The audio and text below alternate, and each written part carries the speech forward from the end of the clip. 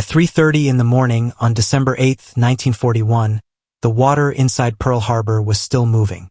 Not with waves, not with tide, with oil. It slid across the harbor in black sheets, thick enough to catch the weak light from the dock lamps and throw it back in broken pieces. Smoke still hung above Battleship Row. Somewhere in the darkness, a pump coughed, stopped, then started again. Men shouted from the edge of a pier, but their voices did not carry cleanly. The harbor swallowed sound. It gave back echoes. A U.S. Navy diver stood near the water with a heavy helmet waiting beside him. His boots were already wet. His hands smelled of rubber, salt, and fuel oil. The air had that burned metal taste that stays in the mouth after a fire has gone out, when the danger is supposed to be over but no one believes it yet. Below him was a battleship, or what looked like the remains of one. Its decks were partly underwater. Its compartments were flooded. Its steel skin had been torn open by torpedoes and bombs. Inside the ship there were bodies. There were trapped air pockets. There were loose cables, jagged metal, unstable ladders, and doors twisted so badly they could no longer open the way men had designed them to open. Above the waterline, officers could still argue about tonnage, repair estimates, fleet strength, and what the Japanese attack had done to the Pacific Fleet. Below the waterline, none of that mattered. Down there, a man could stretch out one gloved hand and touch the war itself.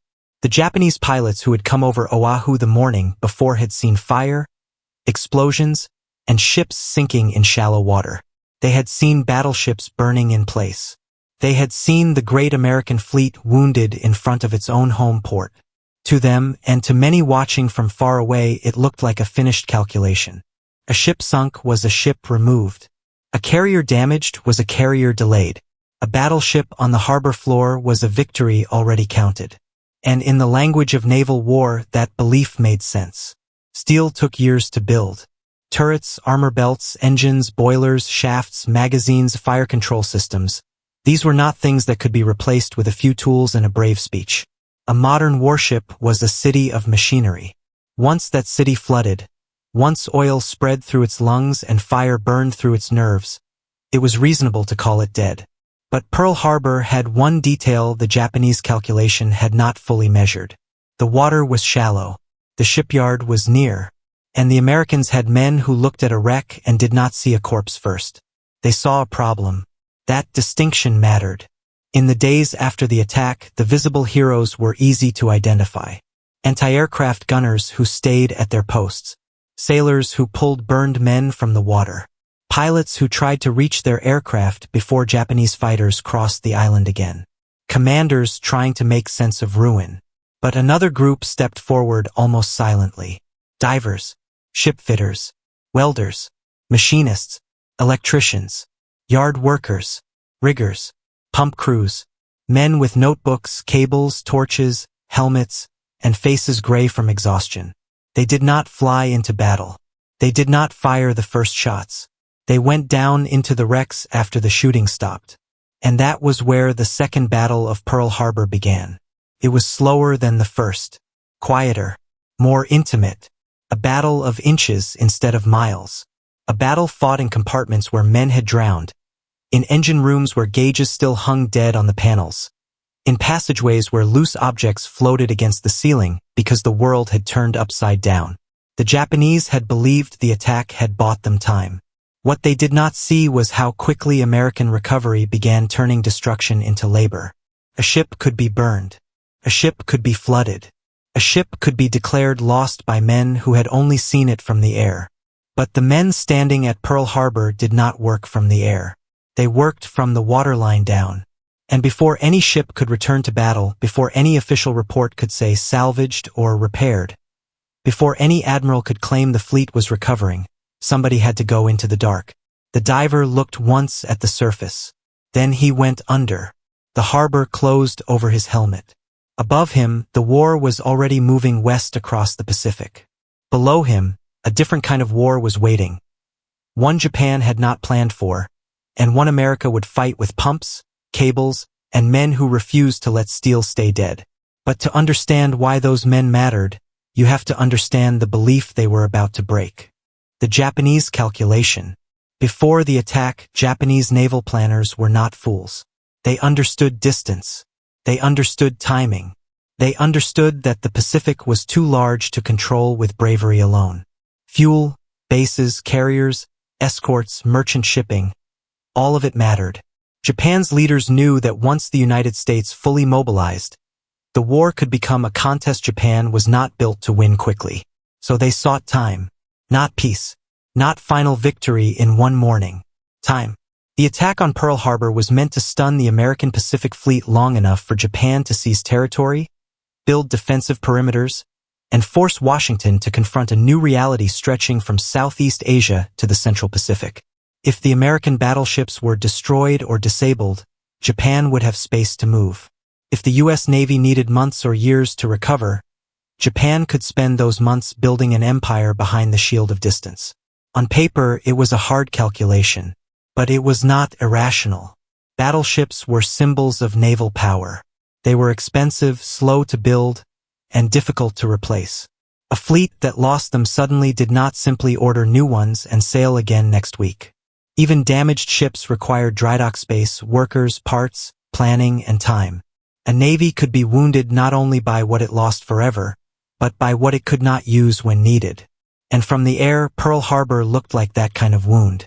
Japanese pilots saw USS Arizona explode. They saw Oklahoma capsize. They saw West Virginia settle into the harbor. They saw California go down slowly. They saw Nevada burning and trying to escape, only to beach herself. They saw smoke climbing from ships that had taken years to build and only minutes to ruin. When a pilot returns from an attack and reports a battleship sunk, the word has weight. Sunk. It sounds final. It sounds mathematical. A ship is either afloat or not. A fleet is either ready or not. A battle line either exists or has been broken. But naval war has always had a strange middle ground between alive and dead. A ship can be sinking and still firing. A ship can be burning and still steering. A ship can be settled on the bottom and still worth saving. A ship can be useless today and dangerous again next year. That was the part Japan underestimated. They had studied American ships as targets. They had studied armor, deck layout, torpedo runs, harbor depth, aircraft approach routes, and the expected effect of surprise. They knew how to strike steel, but they did not fully grasp the culture that would gather around that broken steel afterward. The United States had shipyards. It had industrial depth. It had skilled labor. It had access to materials Japan could not match over a long war. And just as important, it had a navy that had spent years thinking about damage control, repair, and keeping ships alive long enough to fight another day. That kind of power does not show itself in a battle map. It does not look dramatic in a photograph. A carrier deck full of aircraft looks like power. A battleship broadside looks like power. A submarine torpedo wake looks like power. A man crawling through a flooded compartment with a wrench does not. But war has a way of punishing the things planners dismiss because they are not impressive enough. The Japanese saw the attack as a blow against ships.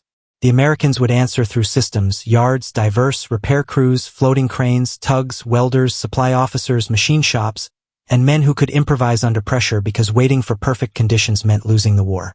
This was not visible on December 7th. No one standing in Tokyo that day could feel the heat inside Pearl Harbor's machine shops.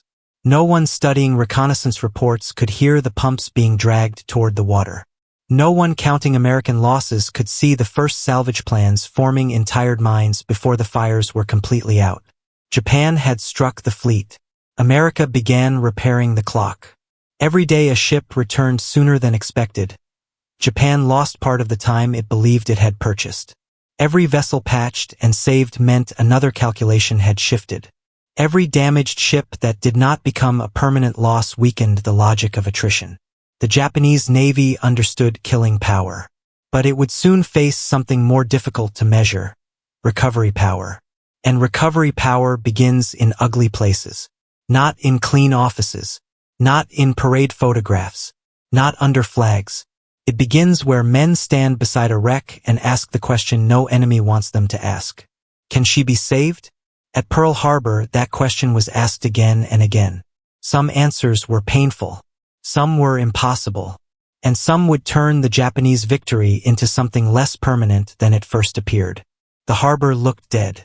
But inside the wreckage, the first signs of resistance were already beginning to move.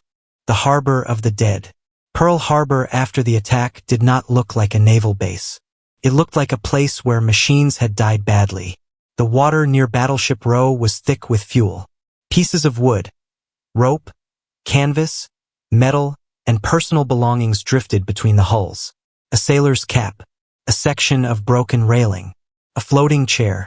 Things that had once belonged to an orderly world now moved slowly across the surface as if the harbor itself did not know where to put them. The fires had changed the color of everything. Paint blistered from steel. Decks were blackened. Anti-aircraft guns sat frozen in strange positions, still pointed toward an empty sky.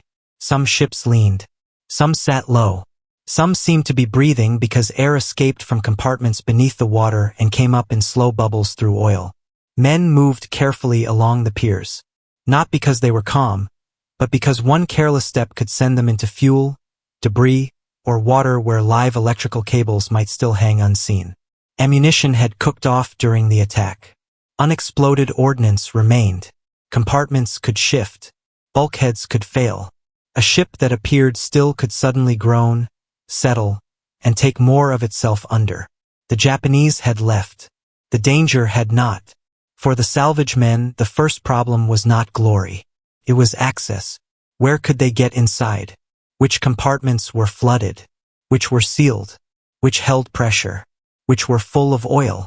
Which were filled with bodies? Which could be pumped? Which had to be cut open? Which holes could be patched from the outside? Which ships had settled evenly? And which were lying in a way that might tear them apart if lifted wrong? Warships are not simple objects. They are layered, armored, compartmented, designed to resist damage, but not designed to be easy to rescue after catastrophic damage. A battleship can be a maze even when dry and lit. Flooded, tilted, and dark, it becomes something else entirely. Inside, ladders no longer lead where the body expects. Floors become walls. Oil coats handrails.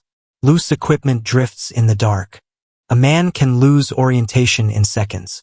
The sound of his own breathing inside a diving helmet becomes too loud. Every tap against steel travels strangely. Every cable feels like it might snag. And always there is time. Not the clean time of a clock, but the heavy time of a ship settling deeper. The time before a compartment collapses. The time before a trapped body becomes harder to recover. The time before a ship's damage spreads from reparable to final. Some ships could be saved. Some could not, at least not in the way men wanted. USS Arizona had suffered destruction so complete that she became a tomb. USS Oklahoma, capsized and terrible, presented one of the most difficult and painful salvage problems of the entire harbor. Utah, an older ship, would not return to war. Others, West Virginia, California, Nevada, seemed ruined yet not beyond reach. That distinction became everything. Not every wreck was a resurrection story. The salvage crews knew that. They were not sentimental men pretending steel had a soul. They understood limits. They measured. They tested. They listened. A ship could be too broken. A ship could be worth raising but not worth rebuilding. A ship could be refloated only to be scrapped. The work was not magic, but where there was a chance, they took it. The first steps were often humiliatingly small. Clear debris, find openings, seal holes, rig hoses, bring in pumps, bring in more pumps, check the list, measure the draft, send divers down again, mark damage, patch what could be patched, remove ammunition where possible, recover bodies, clean compartments, pump water. Watch the ship. Wait. Pump again. A great warship did not rise like a movie image. Came back by argument. Water argued with air. Weight argued with buoyancy. Damage argued with design. Men argued with steel. And slowly, sometimes so slowly it was hard to see, the harbor began to change. The Japanese had wanted the Pacific Fleet removed. In photographs taken immediately after the attack, it looked as though they had done it. But photographs freeze a moment. Salvage is the refusal to let that moment remain true. The wrecks still looked dead to anyone passing by quickly. But men were already moving through them. A pump placed correctly meant a compartment might empty. A patch that held meant a section might be sealed. A cable line rigged under strain meant the next stage could begin. A door forced open meant a body could be recovered, or a tool could reach a valve, or an inspection could prove that the impossible was only difficult. The harbor became a workshop built inside a graveyard. And for the men assigned to the work, there was no clean separation between the two. They could spend the morning recovering remains and the afternoon measuring the same compartment for repair. They could remove a dead sailor from a passageway and then crawl back through it to close a valve. They could stand on a deck where men had burned and talk about pumps, welds, and structural stability because the war did not allow them the luxury of stopping. This is where the Japanese miscalculation began to take form. They had attacked ships, but they had also created work. And the United States, once wounded, proved terrifyingly good at work. There was no ceremony in it, no bright language, no clean heroism, just exhausted men moving through smoke and oil, taking a fleet apart so it could be put back together again. And among them were the men least visible to history, the men below the waterline. The men below the waterline. A Navy diver in 1941 did not descend like a modern swimmer. He was dressed almost like a man going into another world because he was heavy canvas suit, weighted boots, thick gloves, a breastplate, copper helmet, air hose, lifeline, tools tied off so they would not disappear in the black water. Once the helmet was secured and the faceplate closed, the world narrowed to breath, pressure, and sound. The men above controlled his air. The man below controlled his fear. In Pearl Harbor, the water was not clear blue Pacific water. It was dark, oily, crowded with wreckage and death.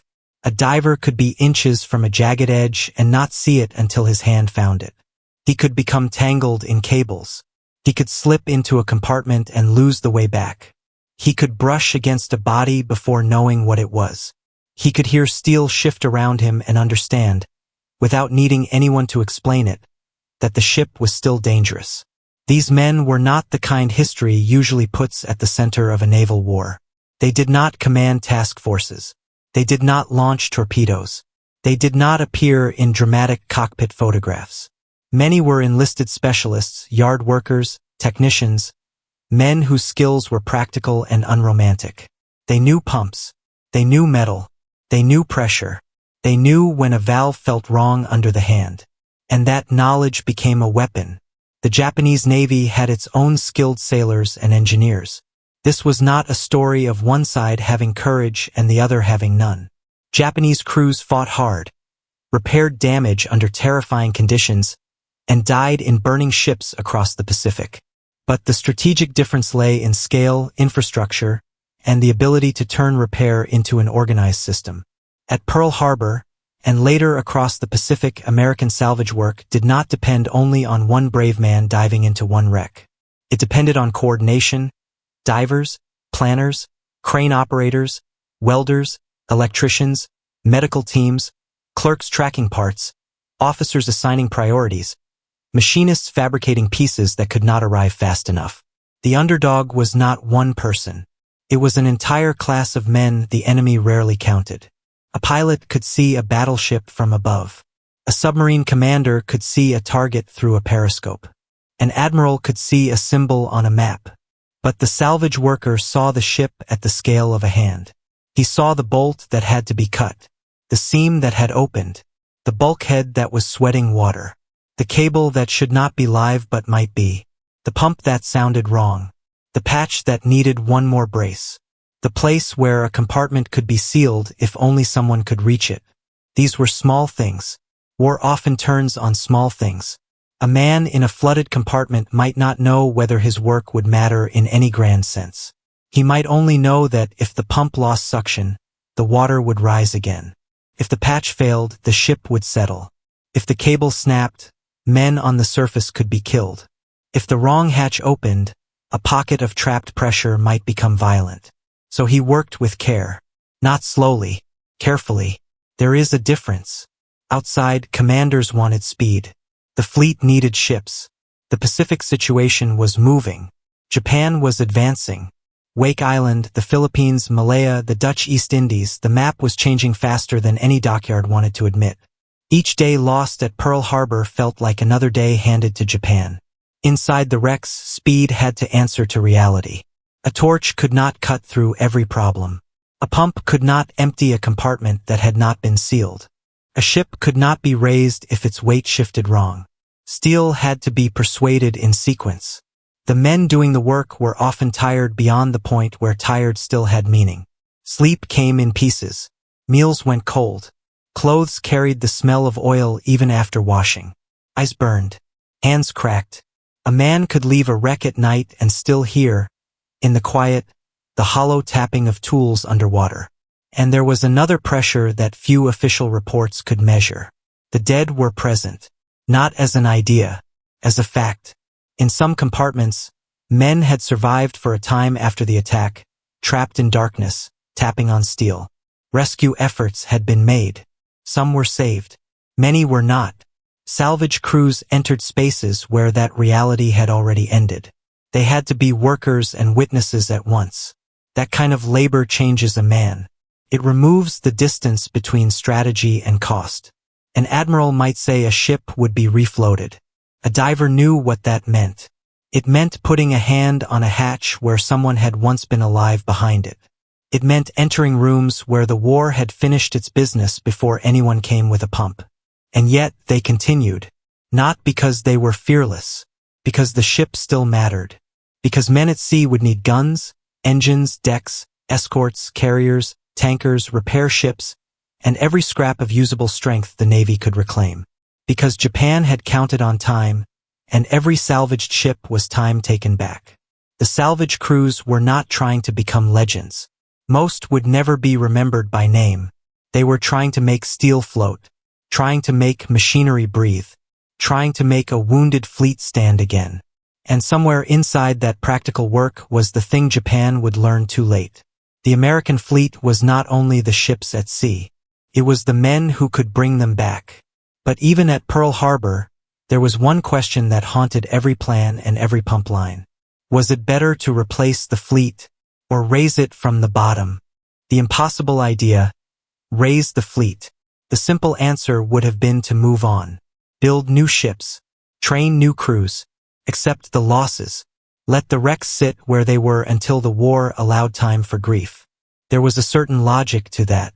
The United States had shipyards across the continent. It had industry. It had manpower.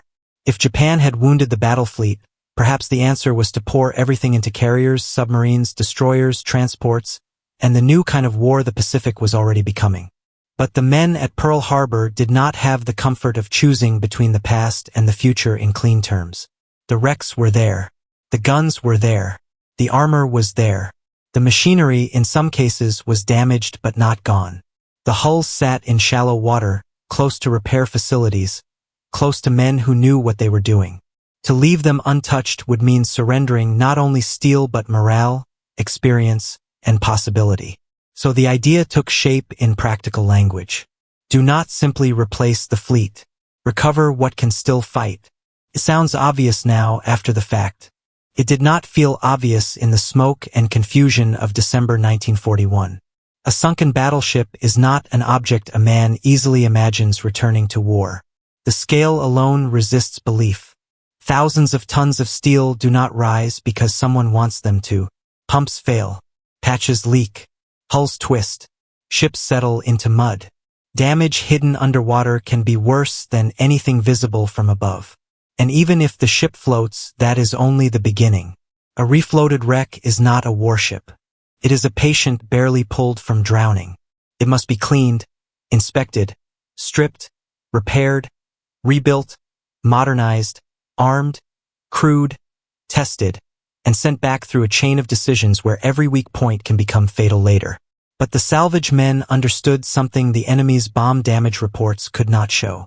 A ship did not have to be perfect to be worth saving. It had to be possible. That word carried the weight of the entire Pacific War.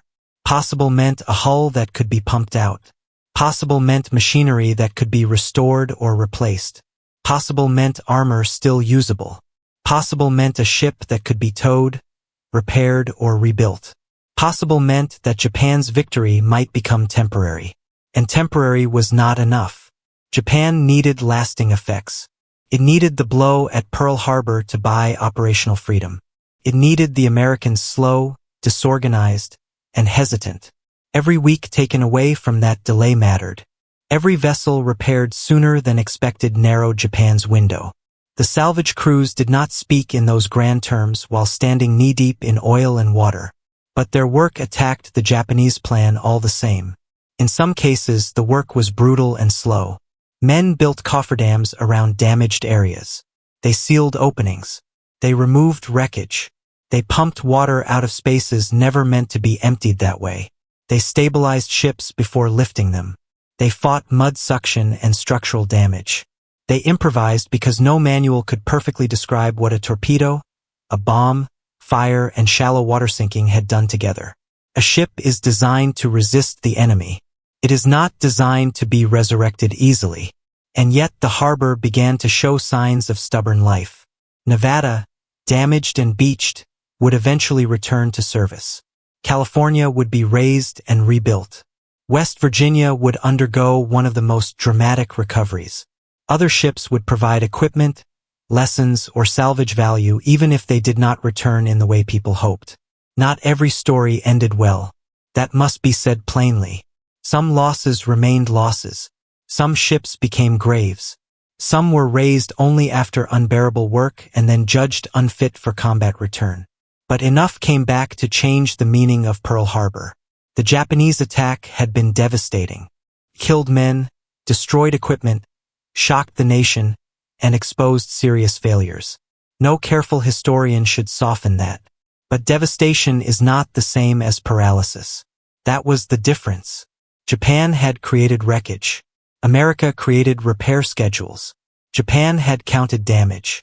America counted usable steel. Japan had seen ships dying. American salvage crews saw ships waiting. The decision to raise what could be raised was not romantic. It was not made by men staring nobly across the harbor while music swelled. It was made through reports, inspections, fatigue, argument, and the grim awareness that the Pacific War would consume ships faster than any navy wanted to imagine. If a ship could be saved, it had to be saved.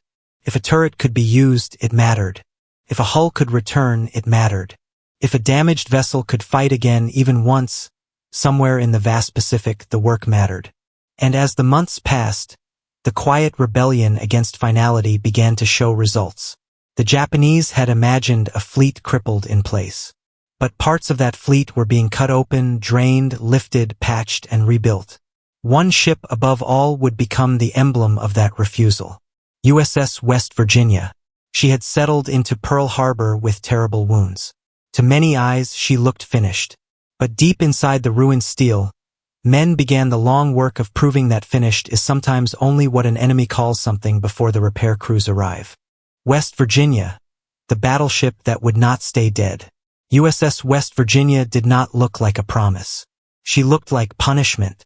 After the attack, she sat low in the water beside Battleship Row, her hull torn, her compartments flooded, her decks scarred by fire and blast. She had taken terrible damage. Torpedoes had opened her side. Bombs and fire had added their own violence. Men had died inside her. The ship that had once represented weight, order, and naval pride now seemed to rest in the harbor like a broken monument. But West Virginia had one advantage. She had not vanished into deep water. She was still reachable. That was enough for the salvage crews to begin. The work did not move in a straight line. It rarely does. One solved problem revealed another. Pumping a compartment showed where water entered. Sealing one section shifted pressure elsewhere. Removing debris exposed damage that had been hidden beneath oil and wreckage. Men had to learn the ship again, not as she had been drawn in plans, but as the attack had left her. There is something deeply unsettling about repairing a warship after men have died inside it. The ship becomes both machine and memory. A worker might run his hand along a bulkhead not because he is sentimental, but because touch can reveal what light cannot. A seam, a bend, a weakness. The metal tells him what happened in its own language. Nearby, another crew might be recovering remains. Another might be cutting access through a jammed section. Another might be trying to restore enough order that men could move through the ship without risking their lives every few steps. West Virginia's recovery required patience that war did not want to grant. Outside the harbor, the Pacific was burning. Japanese forces were advancing. American forces were falling back, reorganizing, improvising. Each headline seemed to arrive from farther west and carry worse news. The war was not waiting politely for Pearl Harbor to heal. But salvage cannot be rushed beyond what physics allows. A ship this large must be persuaded, not yanked. Patches had to hold. Water had to be removed. Stability had to be managed.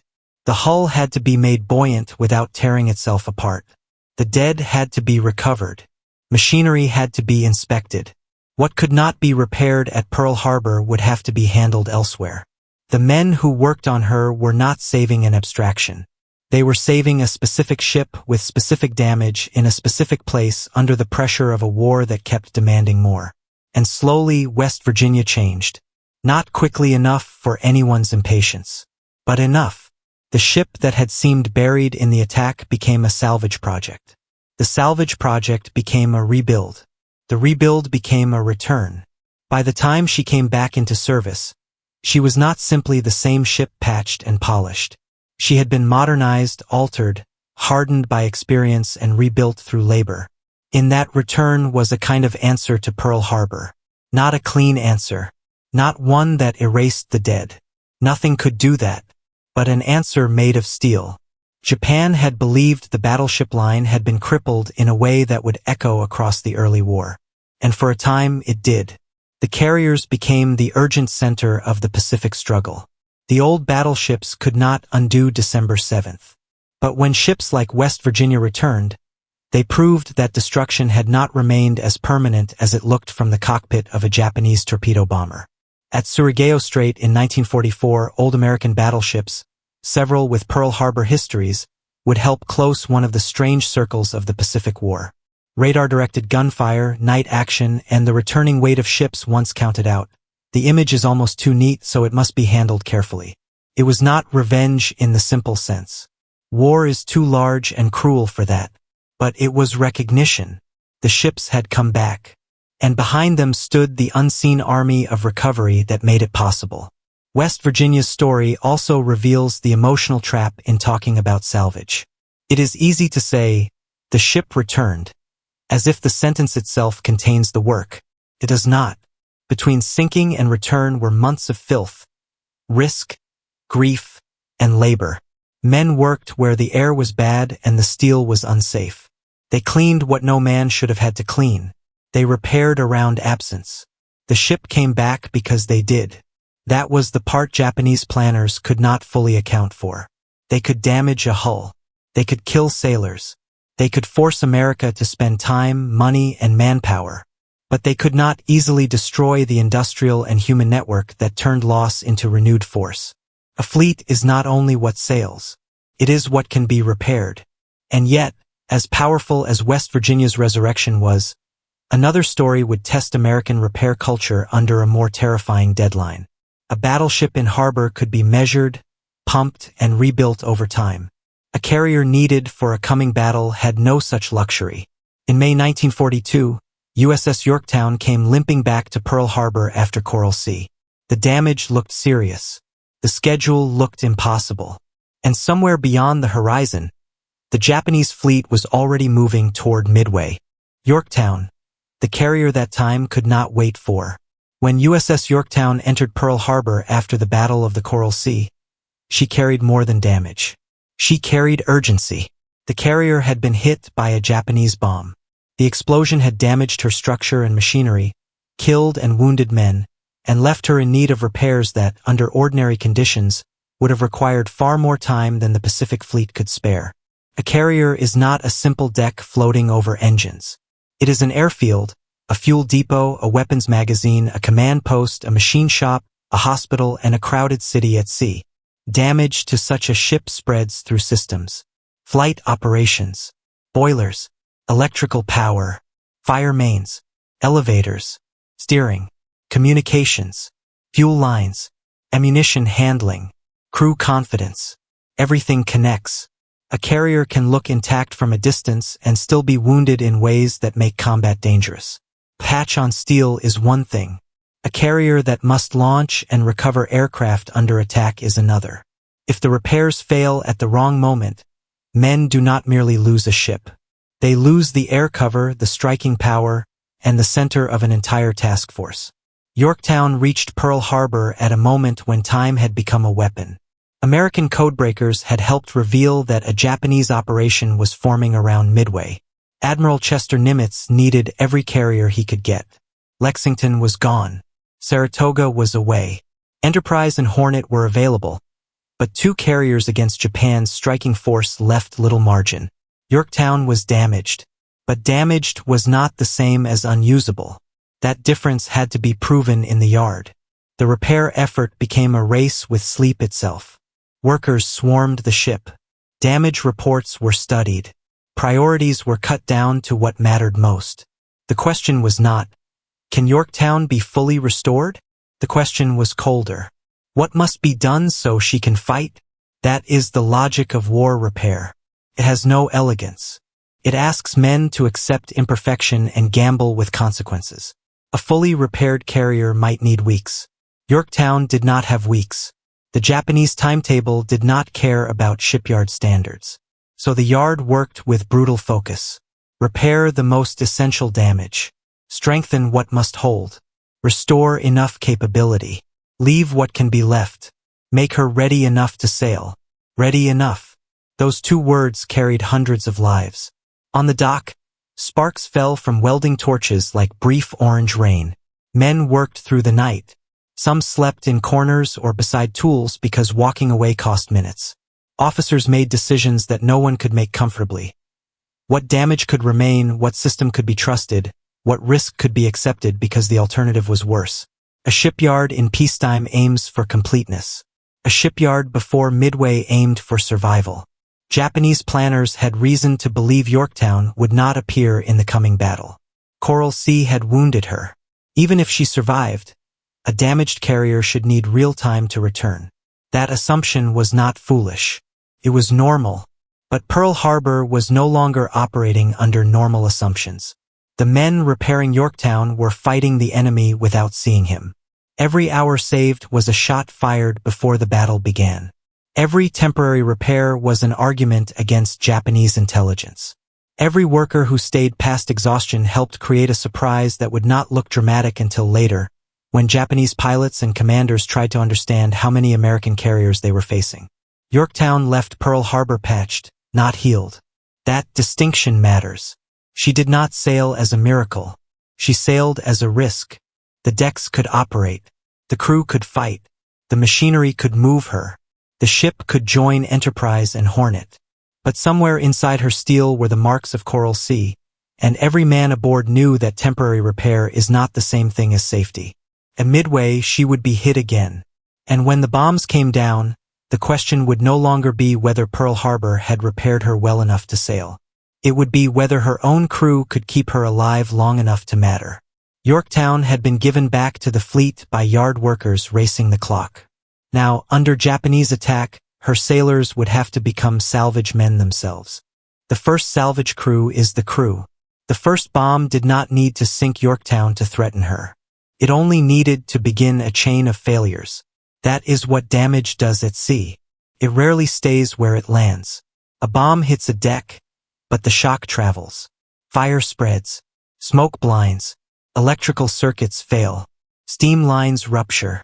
Men are killed at stations that cannot simply be left empty. A list develops. Water enters. Communications break down. A ship that had been a coordinated machine becomes a series of isolated emergencies, each shouting for attention. At Midway, Yorktown's crew did not have the luxury of seeing the whole picture. A man on a hose team knew the heat in front of him. A repair party officer knew the reports coming through broken communication. A machinist knew whether the equipment near him still answered. A corpsman knew who was breathing and who was not. Pilots overhead saw smoke from their own carrier and wondered if they still had a deck to return to. The Japanese had trained to attack carriers. They knew that a carrier's strength was fragile in a way battleship strength was not. A carrier without a flight deck was not a carrier in the same sense. A carrier slowed or stopped became easier to find, easier to strike, easier to finish. From the Japanese point of view, damaging Yorktown made sense as an operational goal. But again, there was the hidden American habit.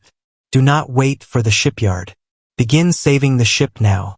Damage control is salvage under fire. It is the emergency version of the same belief that drove Pearl Harbor's recovery crews. A ship is not finished until every practical effort has failed. Men closed watertight doors. They fought fires. They restored power. They corrected list. They cleared wreckage. They got the flight deck usable again. They worked in smoke thick enough to make eyes stream and lungs burn. They moved through spaces where the heat had changed the smell of paint, wiring, fuel, and flesh. The language of official reports can flatten this kind of work. Fires were brought under control. List was corrected. Speed was restored. Each sentence hides 100 hands. A man dragging a hose through smoke does not think in report language. He thinks of the next hatch, the next breath, the next order. He thinks of the heat coming through his shoes. He thinks of whether the man beside him is still there. He hears the radio break into static. He hears metal hit metal somewhere above. He feels the ship shudder and tries not to imagine what that means. And yet, Yorktown kept functioning. For a time, that was the astonishing thing. She had been damaged at Coral Sea, patched at Pearl Harbor, attacked at Midway, and still she fought to remain a carrier. Aircraft could operate. Fires could be contained. The ship that Japanese calculations had expected to remove kept reappearing inside the battle. That kind of resilience creates confusion in an enemy's mind. It blurs the picture. How many American carriers are there? Was that the same one? Was it damaged? Was it finished? Why is it still launching aircraft? Why is it not behaving like a ship already counted out?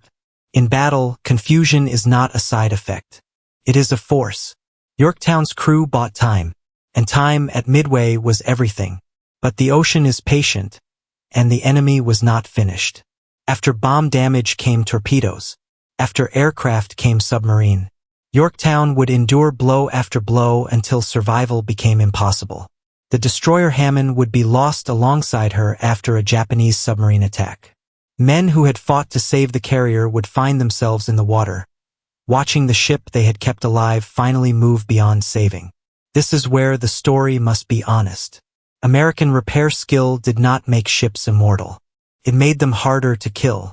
There is a difference, and it is paid for in lives. Yorktown did not survive the war. But because she was repaired fast enough to be at Midway, and because her crew kept her fighting after damage that might have silenced another ship, she mattered at a decisive moment. Her presence affected Japanese perceptions, American operations, and the battle's rhythm. Japan could hit her. Japan could eventually sink her. But Japan had not prevented her from appearing when she was needed. That was the hidden defeat inside the visible sinking. The Japanese had believed damage would remove power from the board. Yorktown showed something more troubling. A damaged ship, if repaired quickly enough and handled by a trained crew, could still shape the battle before going down. That idea was dangerous because it spread beyond one carrier. It was not only Yorktown. It was the whole American approach to survival. In the Pacific, every pump, every watertight door, every repair party, every floating drydock, every salvage vessel became part of the same mathematics. A torpedo could open a ship in seconds. But a few minutes of correct action could decide whether that hit became a loss, a delay, or a story the enemy would never understand until too late. And that is where the numbers begin to matter. Not as statistics, as life measured in inches of water and minutes of breath. The mathematics of survival. At sea, survival often begins with a number no one remembers later. 3 degrees of list. 6 inches of rising water. 10 minutes before fire reaches ammunition. 1 pump still working. 1 hatch that closes. 1 cable that holds. 1 compartment sealed in time. A warship is a machine of margins. It may look enormous from the outside, all armor and guns and steel mass. But inside, its life can depend on narrow tolerances. Flood too many compartments on one side, and the ship lists. Let the list grow, and guns cannot train properly, aircraft cannot operate, pumps lose effectiveness, and men cannot move safely. Lose power and ventilation fails. Lose ventilation, and smoke becomes an enemy. Lose fire mains, and one flame becomes a ship-wide crisis.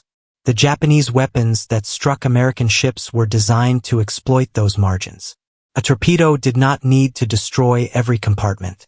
It needed to open enough of the hull to make stability collapse. A bomb did not need to kill every sailor. It needed to start fires, break systems, stop flight operations, or expose the ship to follow-up attack. A kamikaze later in the war did not need to sink a ship outright to remove it from action. It needed to damage flight decks, ignite fuel, kill trained personnel, and force withdrawal. Japanese attackers understood damage. American repair crews understood damage after impact. That distinction became one of the quiet dividing lines of the Pacific War. The mathematics of survival was not about making every ship safe. No ship in combat was safe. It was about changing outcomes. A ship sunk in deep water was usually gone. A ship sunk in shallow water might be raised. A ship hit but still afloat might be towed. A ship towed might reach a repair base. A ship that reached a repair base might return. A ship that returned meant the enemy's hit had not produced the full result intended. Multiply that across a war, and the effect becomes enormous. One saved destroyer might escort a convoy. One repaired carrier might launch aircraft in a future battle. One battleship returned to service might provide shore bombardment, anti-aircraft fire, or night battle power. One tanker kept afloat might feed the engines of an entire task force. One repair ship operating forward might shorten the distance between damage and recovery by thousands of miles.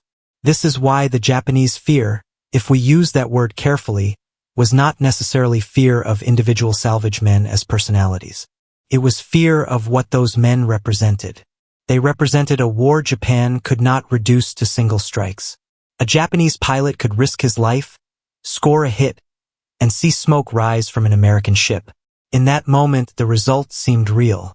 But if the ship stayed afloat, if tugs reached her, if pumps held, if a temporary patch worked, if a floating drydock accepted her, if welders and machinists could restore enough function, then the result changed. The hit remained. The consequence shrank. That is a terrifying thing in an attrition war. Because attrition depends on accumulation. Damage must add up. Losses must stay lost. Ships removed must remain removed. Men killed cannot return, but machines, if the industrial system is strong enough, sometimes can. America's salvage and repair system did not erase casualties. It did not cancel grief. It did not make the Pacific War clean or easy. It turned certain kinds of damage into delay. And delay is different from destruction. The Japanese strategic problem was that the United States could absorb delay better than Japan could absorb permanent loss. American industry could build new ships while repairing old ones. It could expand yards, move repair capacity forward, use floating drydocks, and feed the fleet through a growing logistical machine. Japan, short of fuel, materials, trained pilots, and shipping, could not match that recovery curve over time. So the hidden arithmetic kept shifting. A bomb that should have removed a ship for 6 months removed it for 3. A torpedo that should have sunk a vessel instead sent it into repair. A carrier expected to be absent appeared. A battleship counted out returned. A fleet assumed crippled became larger, more experienced, and harder to finish. But numbers can deceive in the other direction too. Every saved ship carried scars. Every temporary repair carried risk. Every man sent back into a damaged vessel understood that the calculation used his body as part of the equation. There is no bloodless mathematics in war. Behind every pump rate was a man listening to machinery in smoke. Behind every patch was someone holding metal against pressure. Behind every return to service was a crew that had to trust steel already wounded once. The Japanese had believed destruction could be measured from the moment of impact. What really happened was that destruction had to fight through American recovery afterward. And recovery had its own momentum. By 1943 and 1944, The front had moved far beyond Pearl Harbor. The geography changed. The problem changed. The Pacific became a chain of distances, islands, anchorages, forward bases, repair sites, floating support systems. The war was no longer only about which fleet could strike harder. It was about which fleet could keep coming back after being struck. That question would follow every damaged ship across the ocean. And the answer would be built not only in the great yards at home, but in strange temporary cities of steel and water, hidden behind the fighting line. The fleet behind the fleet. The fleet behind the fleet. By the time the war moved deeper into the Pacific, Pearl Harbor was no longer the only place where American recovery mattered. The ocean itself had become too large for that.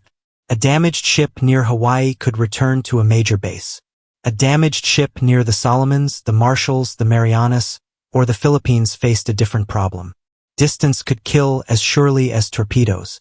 A vessel that survived the attack might still be lost if it could not be stabilized, towed, repaired, or supported before the sea and weather finished the job. So the United States built a moving world behind its combat fleet. Repair ships, tugs, salvage vessels, floating drydocks, submarine tenders, destroyer tenders, machine shops afloat, fuel ships, ammunition ships, medical support, Seabees building bases where, months earlier, there had been jungle, coral, mud, or lagoon. To the casual eye, these support units lacked the drama of carriers and battleships. They were not usually the subject of front-page glory. Their crews did not always appear in the clean, heroic photographs. They worked beside damaged vessels, inside anchorages crowded with ships, cranes, barges, hoses, smoke, and noise.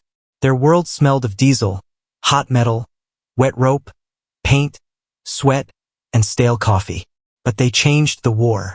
A fleet that must return thousands of miles for repairs loses tempo. A fleet that can patch, refuel, rearm, and repair closer to the front becomes something else. It becomes persistent. It becomes difficult to exhaust. It can take a hit and remain in the operational rhythm. Japan's defensive strategy depended heavily on making American advances costly. Every island, every airfield, every naval strike, every submarine attack, every suicide mission later in the war was meant to slow, bleed, and disrupt the American machine. But the machine had mechanics traveling with it. This was one of the least glamorous forms of power in the Pacific. A damaged destroyer could come alongside a repair ship and receive work that might once have required a distant yard. A vessel with hull damage could be stabilized. Machinery could be repaired. Guns could be serviced. Aircraft could be maintained. Spare parts could be fabricated or fitted. Floating drydocks could lift ships from the water far from the continental United States. The effect was cumulative. It meant American commanders could take risks knowing damage did not always mean disappearance from the campaign. It meant ships could return to the line faster. It meant enemy attacks had to achieve more complete destruction to produce lasting operational effect. It meant Japan was not simply fighting ships. It was fighting a repair civilization spread across the ocean. That phrase may sound too large, but it fits. A carrier task force was only the visible blade. Behind it came the handle, the arm, the body, fuel, food, ammunition, medicine, repair, intelligence, transport, construction, and replacement. Japan could strike at the blade and sometimes break pieces from it. But the American system kept sharpening. For Japanese sailors and pilots, this must have become a bitter realization. They could attack with skill and courage. They could score hits. They could watch American ships burn. And still, months later, there might be more ships, not fewer. A vessel thought disabled might return. A damaged fleet might reappear stronger. Even when Japan achieved tactical success, the strategic effect seemed to drain away under the pressure of American replacement and repair. That does not mean Japanese attacks were meaningless. Many were devastating. American sailors died in large numbers. Ships were lost. Families received telegrams. Entire crews carried wounds invisible to any repair report. But from the level of strategy, Japan faced a cruel imbalance. It needed destruction to be permanent. America often made it temporary. The salvage crews, repair units, and support forces were the men who turned that imbalance into daily reality. They did not create the factories. They did not design the national industrial base. But they were the hands through which that industrial power reached a damaged ship. A steel plate in a warehouse meant nothing until someone brought it to the wound. A pump on a manifest meant nothing until someone dragged it into place. A floating drydock meant nothing until men worked its valves, chains, cranes, and blocks with precision. War rewards the side that can convert resources into usable force at the right place and time.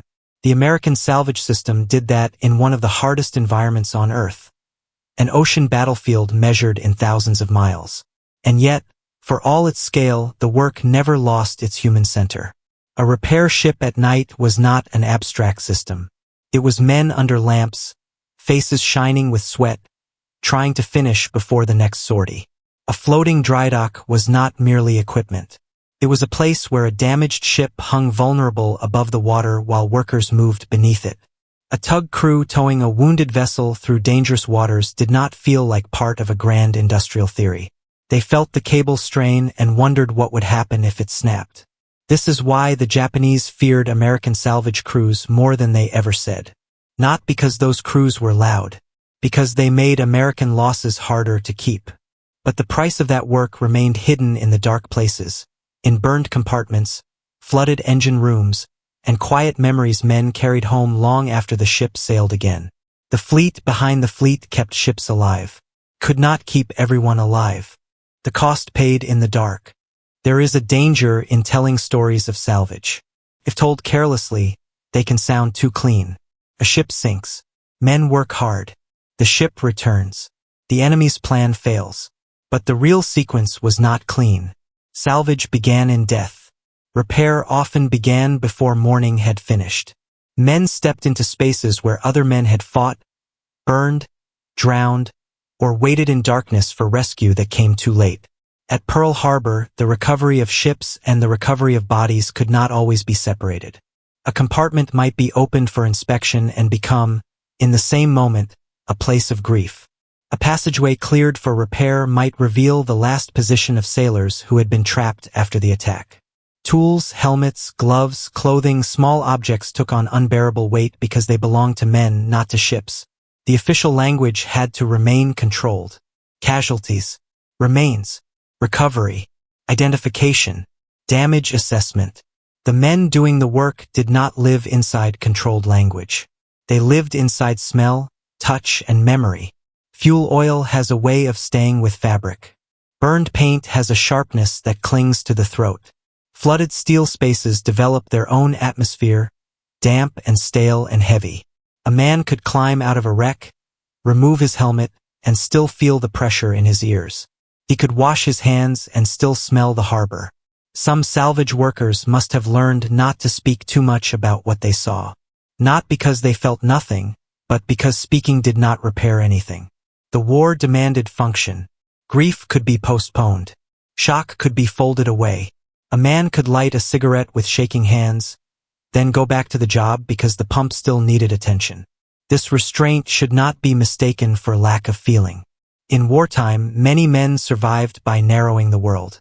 One task, one valve, one cable, one weld, one body recovered, one report written, one more hour. The cost also extended to the crews who later sailed repaired ships. A restored vessel is not a new vessel emotionally. Men know its history. They know where it was hit. They know who died there. They know a patch is a patch even if it is strong. They know steel can fail because they have seen it fail. Some may trust the ship more because she survived. Others may feel the old wound every time the hull shudders. When West Virginia returned, she carried more than armor and guns. She carried memory. When Yorktown sailed for Midway, men knew she had just been repaired. They did not need anyone to dramatize the risk. The ship itself was the reminder. A sound in the machinery, a vibration underfoot, a patch near a damaged area. These things speak to sailors in ways outsiders may not understand. And when Yorktown was lost, the story did not become a simple victory for either side. Japanese forces had finally sent her down. American repair and damage control had kept her in the fight long enough to matter. Men died in both truths. That is how war often works. It refuses clean conclusions. The Japanese feared American recovery because it denied them finality. But the Americans who made that recovery possible paid in exhaustion, injury, trauma, and sometimes death. A salvage diver did not become less mortal because the cause was necessary. A repair crew did not become immune to fire because their work was important. A sailor closing a hatch on a damaged ship still understood what might happen if the next compartment flooded. The machines returned more easily than the men. Some ships came back with new paint and upgraded weapons. Men came back with memories that no yard could replace. Some did not come back at all. This is the human center of the story. The Pacific War was not won by production alone. It was not won by courage alone. It was not won by carriers alone, submarines alone, marines alone, codebreakers alone, or shipyards alone. It was won by systems filled with people. And people break. They keep working anyway. The salvage crews were ordinary men placed in extraordinary proximity to consequences. They saw what explosions did after the newsreels moved on. They saw the underside of naval power. Not the launch, not the broadside, not the victory parade, but the wreck, the repair, the body, the silent compartment, the piece of steel that had to be cut away before the ship could live.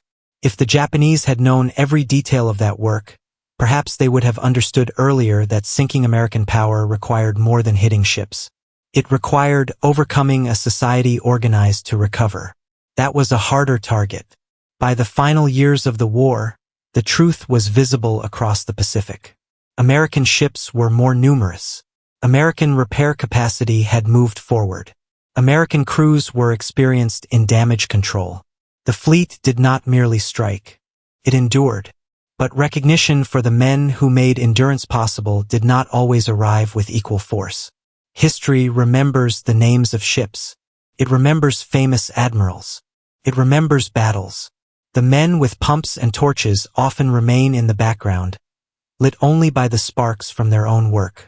And yet their legacy runs through every ship that came back, every battle joined by a vessel once counted out, every Japanese assumption that failed because damaged steel did not stay silent. What they could sink and what they could not. Return for a moment to the harbor in the dark. The diver is descending again. The water closes over the helmet. The air hose trails upward. The surface light fades into a dull shimmer above him. Around his boots, oil moves in slow clouds.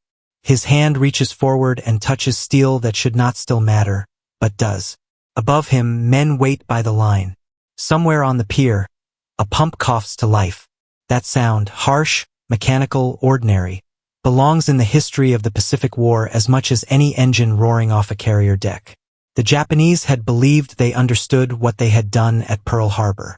And in many ways, they did. They had inflicted a terrible blow. They had killed men, burned ships, shocked a nation, and opened the war with violence that changed every calculation in Washington. But they believed damage would remain damage. They believed ships counted as destroyed would stay removed. They believed time gained by attack would remain theirs to spend. What really happened was more complicated. American salvage crews turned wreckage into work. Yard workers turned panic into schedules. Divers turned flooded compartments into maps of possibility. Repair teams turned minutes into survival. Floating drydocks and forward repair bases turned the vast Pacific from a barrier into a workshop. They could not save every ship. They could not bring back the dead. They could not make war merciful. But they could deny the enemy one of war's most desired prizes: permanence. A battleship settled in the mud might rise. A carrier believed too damaged might appear at the next battle. A destroyer torn open might be towed, patched, and returned. A fleet struck hard might come back larger, harder, and more difficult to finish. That was the truth Japan faced too late. Not that American ships were invincible. They were not. Not that American sailors did not die. They did. Not that American industry made sacrifice painless. It never did. The truth was that the United States had built a way of war in which destruction had to keep fighting after impact. A bomb had to defeat not only armor but repair. A torpedo had to defeat not only flooding compartments, but pumps, training, tugs, divers, shipyards, and men who did not accept the first appearance of defeat as the final one. The Japanese could sink steel, but they could not always sink the system behind it. And that system had faces. A welder working through the night while sparks fell on his sleeves. A machinist listening to a pump and knowing by sound that something was wrong. A diver feeling his way through oil-black water. A repair party officer choosing which compartment to flood to save the ship. A tug crew taking strain on a towline while the sea pulled at a wounded hull. A shipyard worker looking at damage others called impossible and quietly asking where to start. These were not men outside the war. They were deep inside it. The front line is not always where rifles fire. Sometimes it is under a harbor. Sometimes it is inside a burned engine room. Sometimes it is in a drydock where a carrier has to be made ready before dawn. Sometimes it is a cable stretched tight between a tug and a ship that refuses to go under. Years later, photographs remain. Ships burning. Ships sinking. Ships firing again. But photographs rarely capture the hours between those images, the cold, wet, dirty labor that turns one into the other. That is where the story lives. They believed a ship destroyed was a ship removed. But what really happened was that American salvage crews made destruction temporary whenever human skill, steel, and time allowed it. And in the Pacific War, that was enough to frighten any enemy who needed his victories to stay permanent. The pump keeps running. The cable holds. And somewhere under the black water, a dead ship begins, slowly, to answer. If you are watching from a place connected to this history, a harbor town, a shipyard city, a Navy family, or a home where someone once served, share where you are watching from in the comments. And if someone in your family carried a uniform, worked in a yard, sailed a ship, repaired an engine, or served quietly where history rarely looked, you are welcome to leave their story below. For more forgotten stories of World War II, not only the battles but the men behind the battles, subscribe to WW2 Warfront.